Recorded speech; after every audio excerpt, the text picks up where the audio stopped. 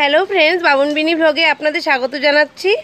তো আমার হাজব্যান্ড পুঁটি মাছ এনেছে, তো ভাবছি বেগুন দিয়ে রান্না করব। তো হচ্ছে আমাদের বাগান আর ছোটোখাটো দু একটা বেগুন গাছ লাগিয়েছে, তাতে এক দুটো বেগুনও হয়েছে। এটা আমাদের বাগান, তো বেশি নি, দু একটা বেগুন গাছ তাতে হয়তো।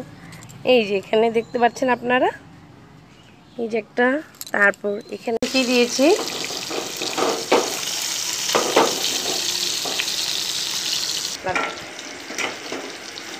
আমার হয়ে গেল মাছ ভাপায় নামিয়ে নিচ্ছি। উঠে এসেছে আর 2 মিনিট পর এটাকে আমি আমাদের হয়ে গেল সবজি মাছের ঝোল। মাছগুলো আমি এখানটা এখন দিয়ে দিব, এটা একটু হলে 2 মিনিট বাদে নামিয়ে দেবো।